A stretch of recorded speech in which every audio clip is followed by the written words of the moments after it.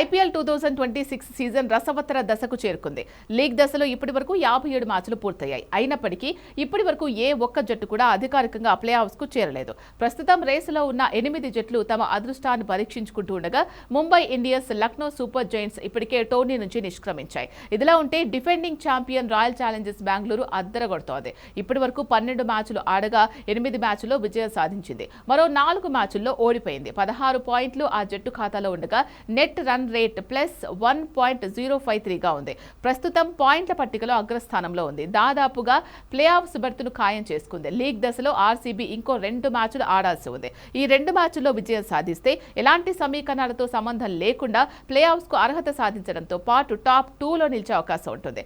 2 మ్యాచ్ల్లో ఒక మ్యాచ్ ఓడిపోయినప్పటికీ కూడా మెరుగైన నెట్ రన్ రేట్ కలిగి ఉండడంతో టాప్ 4లో నిలిచి ప్లే ఆఫ్స్ కు వెళ్లొచ్చు. ఆర్సీబీ జట్టు మే 15న పంజాబ్ కింగ్స్ తో, మే 22న సన్ రైజర్స్ హైదరాబాద్ తో తలపడనుంది. ఈ 2 మ్యాచ్ల్లో ఆర్సీబీ గెలిస్తే అప్పుడు ఆర్సీబీ ఖాతాలో 20 పాయింట్లు ఉంటాయి. ప్లే ఆఫ్స్ కు అర్హత సాధించడమే కాదు, టాప్ 2లో కూడా నిలవచ్చు.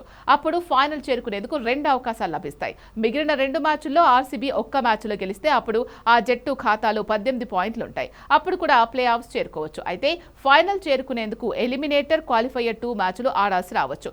మిగిలిన 2 మ్యాచ్ల్లో ఆర్సీబీ ఓడిపోతే అప్పుడు 16 పాయింట్లతో ఆర్సీబీ నిలుస్తుంది. అప్పుడు కూడా ప్లే ఆఫ్స్ కు చేరుకునే అవకాశం ఉంది. అయితే అది మిగిలిన జట్ల ఫలితాలు, నెట్ రన్ రేటు పై ఆధారపడి ఉండొచ్చు. మొత్తానికి ఐపీఎల్ 2026 ప్లే ఆఫ్స్ రేసు చివరి లీగ్ మ్యాచ్ వరకు ఉత్కంఠ రేకెత్తించేలా ఉంది.